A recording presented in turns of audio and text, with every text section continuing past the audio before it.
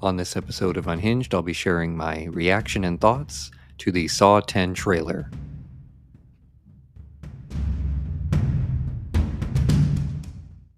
You have created a monster and it will destroy you. This is getting out of hand. Now there are two of them. Yo quiero Taco Bell. I don't know what the heck's going on here, but someone needs to get their asses kicked. I'll be back. What's your favorite scary movie? This one looked at me. Take your stinking hands off me, you damn dirty human! You've got to ask yourself one question. Do I feel lucky? Well, do you, punk? I am talking about the real possibility that he is still out there. You're listening to Unhinged with Kiriakos Vilchez.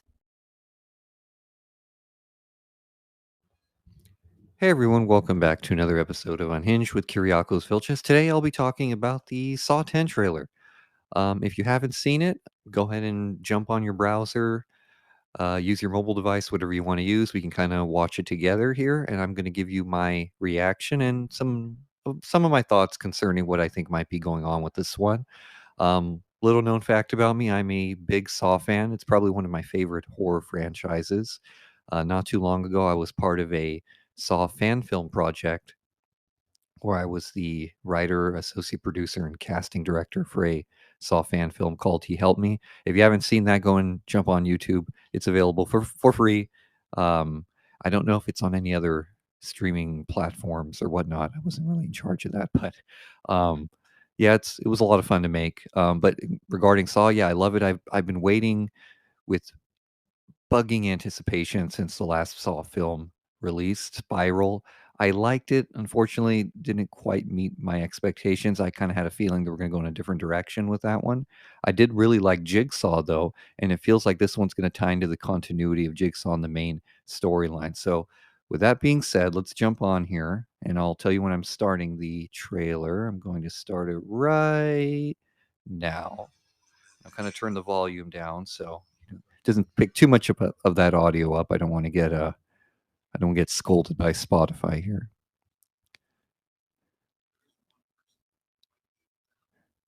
So as you can see, they're taking a new direction here with John's story. This takes place between Saw and Saw 2. So little window of opportunity there for them to explore some different things.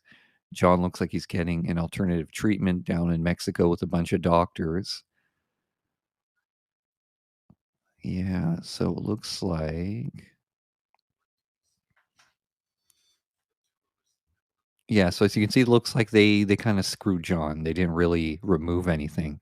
So the tumor's still there. And obviously, John Kramer being John Kramer, he's going to exact some of that justified revenge. You know, what I'm noticing with this trailer is that they're not using any of the Charlie Clouser music. You know, the Saw. Oh my God, if you hear a crow in the background, that crow's annoying as hell, and it won't stop. I have a little cat that lives around here. I call him Garfield, and I'm just hoping he chases that crow away. Anyway, let's get back to the trailer here. So you see pig mask accomplice. God, I really like the music for this trailer.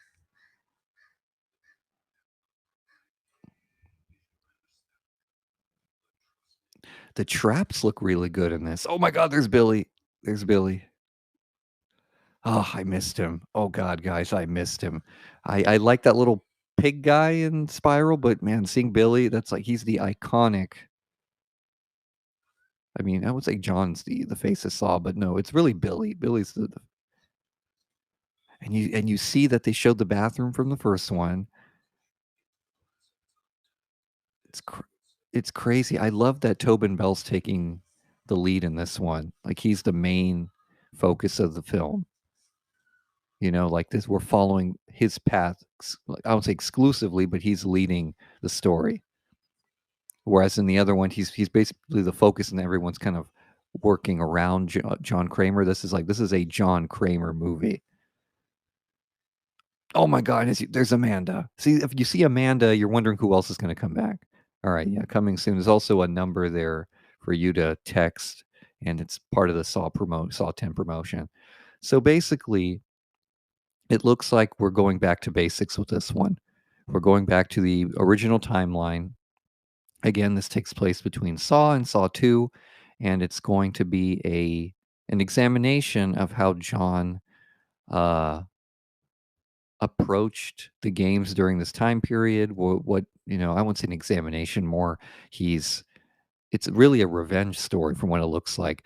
The one thing that kind of irked me is I'm watching it and I'm noticing that during this time period, I don't quite remember if Dr. Gordon had a much larger role to play in between Saw 1 and Saw 2, if it's tweaking the timeline a bit and messing with the canon just a little bit, because essentially in Jigsaw, it had established that the tumor wasn't taken out because it was a mistake by Logan.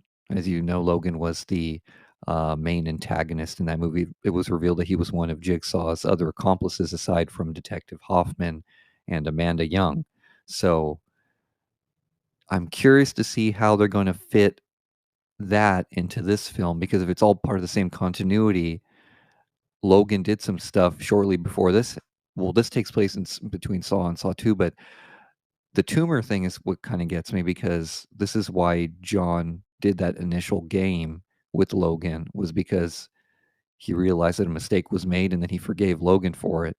So this one I'm like, okay, so here's John Kramer. He's exhausted his options and he was bamboozled by a bunch of doctors or medical professionals to do a bunk treatment. I feel like John is smarter than that. I don't know, just my thoughts. I don't know if you guys agree with that, but I think that that's something that I can't see him doing, is kind of falling prey to somebody else's deception when he's kind of like the master of intricacies himself. Like he can kind of detect falsehoods and stuff. Because I mean, being an engineering guy, he kind of looks, he sees things that we don't necessarily see. So I'm thinking he relates that to, you know, people. So I don't know. I just that kind of got me. I did notice that there's a lot of there were a lot of shots where it looks like they're in one singular location. So I'm wondering if they're going to take a route where it's a lot like Saw 2 itself, where we're not following a lot going on outside. I know Detective Matthews was a big part of that one, where we kind of followed him trying to get John to tell him where his son was. So I'm wondering, maybe, just maybe, he's gonna play some kind of role in this one. A lot of people have mentioned that maybe Detective Hoffman might make an appearance, which might be nice. I wonder if Costas Mandylor is signed on for this too. He's probably that, little hush hush, hush hush behind the scenes. We don't know what's going on. Um, but yeah, that's pretty much it. I think I'm much more optimistic about this one than I was about Spiral, simply because Tobin Bell looks like he's playing a much more larger role in this one. It doesn't look like they're gonna go ham-fisted on taking a different route. This isn't a film in the Saw, from the book of Saw type deal, right? This is actually like, this is the final chapter from what they're billing it, right? This is the final chapter of the Saw franchise, at least in the cinematic form. I read some, uh there were some whispers here and there and some unconfirmed details surrounding a Saw TV series, and then also Saw video game adaptations, maybe even some new graphic novel tie-ins. So there are a lot of moving parts right now in the world of Lionsgate and Twisted Pictures, and I'm very interested to see where they take this. Um, it can be hit or miss. I'll be honest with you. Saw hasn't had the best track record with how they do things related to their films. Um, we did have some 2 Saw video games, I believe. They came out on Xbox, I think. Saw and then Saw Flesh and Blood years ago. It was like over a decade and a half ago, I think. Um, weren't well received. They're a big favorite among Saw fans, but everyone else is just kind of forgot about them. So I'm curious what kind of. I think maybe they might go the Dead by Daylight route, and you do that with any Saw games. Hopefully, it's like a solo single player campaign. That'd be fun. As concerning the TV series, though, I know that the Scream TV series was kind of a mixed bag. So I'm hoping they do better than that with this one, if they decide to do that. I think they're really trying to see how well this one does before they pull the trigger on any of that stuff. But yeah, it's pretty I'm sorry. Something feels like something has flew into my eye. Jesus Christ. It feels like it's like, where are you, Kiriakos? Recording the jungle? No, I am not in the jungle. It feels like not feels. I'm very excited. I'm very excited about Saw 10. Cautiously optimistic in some respects, but I am excited.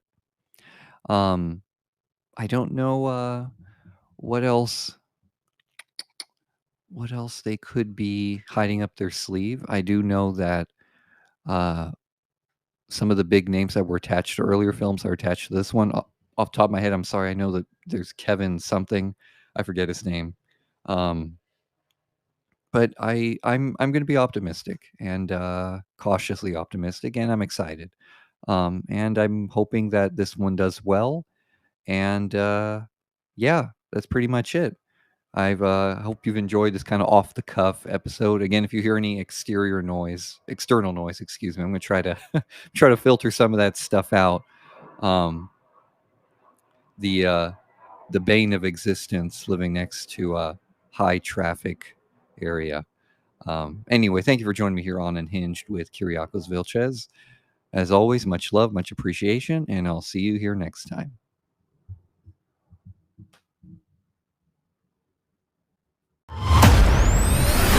Hello, everyone. It's time to play a game. You all pretended to cure me, but what I have planned for each of you is very real.